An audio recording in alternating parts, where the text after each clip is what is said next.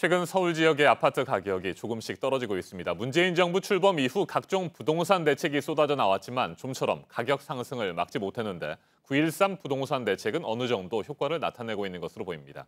주택담보대출금리 인상 등 강도 높은 규제 효과라는 분석도 나옵니다. 고종환 한국자산관리연구원장과 좀 더 자세하게 짚어보겠습니다. 안녕하십니까? 네, 안녕하십니까? 네, 아파트 가격이 전국적으로 상승폭은 줄고 네. 하락폭은 커졌다. 이렇게 보면 되겠습니까? 네, 그렇습니다. 9.13 대책이 나온 지 이제 2달여가 지나면서 시장에 상당한 변화가 나타나고 있죠. 전세와 매매, 양 시장 모두 안정세를 좀 보이고 있다고 볼 수 있고요. 그동안 특히 고공행진했던 강남 상구 아파트, 재건축 같은 경우에는 한 2억 정도씩 떨어진 가격에 그 급매물이 나오고 있습니다만 매수세가 없어서 거래 실종, 다시 말해서 거래가 안 되고 있는 이런 상황이고요.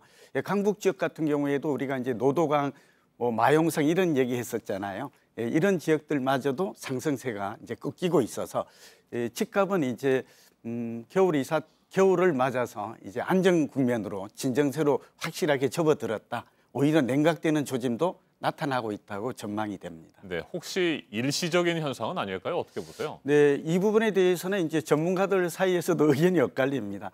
이제 왜냐하면 과거에도 8차례의 그 대책이 나왔습니다만 대책이 나온 이후에 반짝 하락하고 다시 재상승하는 이런 현상들이 되풀이 됐었거든요. 그러니까 이번에도 역시 또 이 비수기 때만 좀 하락하고 다시 내년 봄에는 오르지 않는가 이런 좀 의견도 있고요. 전문가들 사이에서도 내년 봄 이후에는 다시 재반등할 것이다 이런 의견도 있습니다. 그러나 9.13 대책의 그 약발로 보면 말하자면 이제 대출 규제, DSR이죠. 총체적 원리금 상환 비율 제도 이런 것들은 매우 강력하기 때문에 대출 규제에다가 이제 금리 인상, 여기다가 이제 세금 중과까지 겹쳐 있거든요. 그래서 저는 개인적으로 이러한 상승세는 일시적이 아니라 구조적, 장기적으로 좀 이어질 것이다. 그리고 지금 또 주목해야 될 부분이 가격에 선행하는 거래량이 급감하고 있다는 점입니다. 주택 거래량이 지금 수도권 같은 경우에는 거의 60% 가까이 서울을 포함해서 급감하고 있어서 이 선행 지표가 회복되지 않는 한, 다시 말해서 이 거래 급감 현상이 올해 연말까지는 이어질 것이 분명하고요.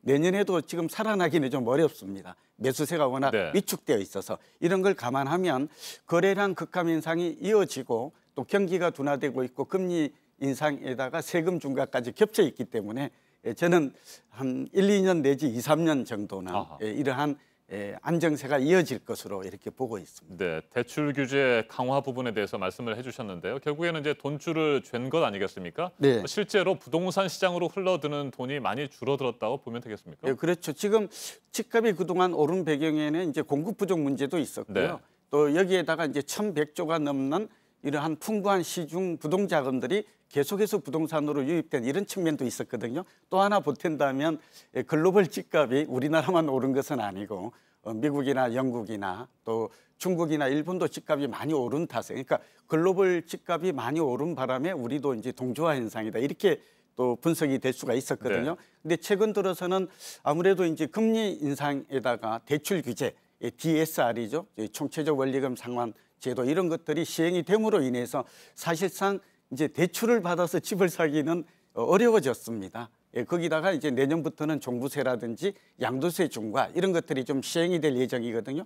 그렇게 본다면 저는 돈들이 계속해서 부동산 시장으로 유입되기는 좀 어렵지 않을까. 그리고 최근 들어서 뉴욕이나 런던, 파리, 또 시드니 이런 글로벌 선도 도시의 집값이 8월부터 하락하고 있는 점 이런 점들은 이제 앞으로 더 이상 집값이 추가적으로 상승은 좀 어려울 것으로 돈 때문에 풍부한 유동성 때문에 집값이 오르는 일은 좀 없을 것으로 이렇게 분석이 됩니다. 자, 그런데 말이죠. 그 집이 현재 없는 분들의 경우에 이런 궁금증들을 가지고 계실 거예요. 앞에서 제가 보도를 해드렸습니다만 서울 지역의 집값이 지난주보다 0.01% 떨어졌다는 것 아니겠습니까? 물론 그 수치상으로는 의미가 있겠습니다만 0.01% 그 정도 떨어져가지고 뭐 집값이 안정되고 부동산 시장이 안정화 국면에 접어들었다고 볼 수 있느냐 이런 의문 같습니다. 아직 좀 섣부르죠.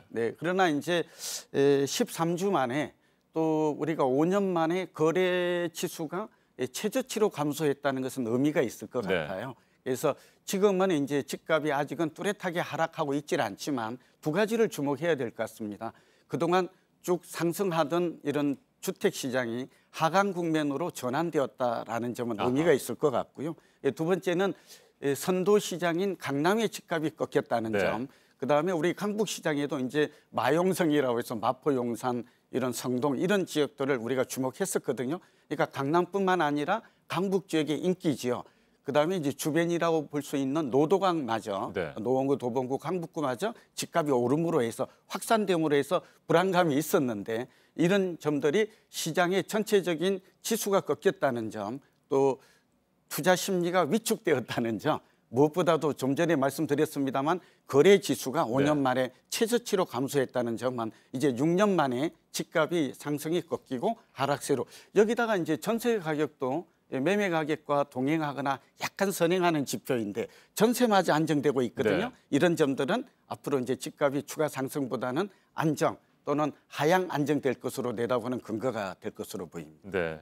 그렇다면 전세를 안고 적은 돈을 투자해서 집을 사는 갭 투자. 네. 이건 이제 뭐 현실적으로 불가능한 상황이라고 보는 어려워졌습니다. 겁니까? 네. 그동안 왜냐하면 이제 갭 투자가 가능한 것은 이제 전세가율이 높을 때였거든요. 네. 최근에는 이제 전세가, 매매가 다 같이 안정이 되기 때문에 이제는 갭 투자, 이제 차익을 이용한 다주택 이런 투자는 사실상 좀 어려워졌다. 또 대출도 막혀 있기 때문에 더더욱 네. 그렇다라고 볼 수가 있고요. 특히 좀 주의할 점은 지방 같은 경우, 창원 같은 경우에는 역전세난을 주의해야 됩니다. 이제 전세가 많이 내리니까 오히려 깡통 전세, 다시 말해서 전세값이 오히려 매매값을 상회하는 이런 단지마저 나오고 있는 것이죠. 네, 그리고 이렇게 깡통 전세가 나오게 되면 세입자 같은 경우는 매우 위험한 처지에 놓이게 됩니다. 예를 들면 보증금을 돌려받지 못하는 네. 이런 문제도 나올 수 있거든요. 뭐 서울이나 수도권은 그렇게까지 예측은 안 됩니다만 이러한 상황을 전반적으로 고려한다면 갭 투자는 이제 이익보다는 투자 위험이 몹시 높아지고 있다. 실수요자마저도 이제는 적극적으로 집을 사기에는 좀 한계에 봉착해 있는 것으로, 개인적으로는 좀 기다렸다가 집값이 좀 하향 안정되면 매수할 것을 권하고 있습니다. 예, 한 가지만 더 질문을 드리겠습니다. 짧게 답변을 해주셔도 좋고요. 네. 청약 광풍주의보가 불고 있다. 뭐 이런 얘기도 나온다는데 이건 실제로 그렇습니까? 네, 그렇습니다. 지금 이제 유일하게 움직이는 시장이 신규 청약 시장입니다. 그 이유가 있는데요. 그것은 이제 신규 청약은 세주택, 그러니까 중소형 세주택에 대한 선호도 트렌드가 몹시 높아지고 있고요. 분양 가격을 이제 허그죠. 주택도시보증공사가 사실상 규제를 하고 있습니다. 그러니까 주변 시세보다도 분양가가 좀 낮은 것이죠. 아하. 그러다 보니까 얼마 전에 있었던 강남의 이제 모 아파트는 이게 청약자만 해도 262가구에 9,600명이 몰려서 네. 약 42대 1을 기록했거든요. 그러니까 당첨만 되면 한 3, 4억의 시세 차익이 눈에 보이기 때문에 그런 일이 벌어지는데, 저는 개인적으로는 이제 부동산 경기는 이제 내년 이후에는 전세 매매, 건설년도 그렇습니다만 안정세에 접어들 것 같아요. 서울 같은 경우에도 약 1.1%, 0.2%, 그다음에 전국적으로는 약 2% 정도는 하락할 것으로 이렇게 예상이 되거든요. 그럼에도 불구하고 청약 통장을 이용해서 신규 청약을 통한 내 집 마련의 기회, 경공매를 위한 내 집 마련의 기회는 좀 열려 있다. 좋은 방법이라고 저는 판단하고 있습니다. 네, 알겠습니다. 여기까지 듣겠습니다. 고종환 연구원장님 말씀 잘 들었습니다. 네, 감사합니다.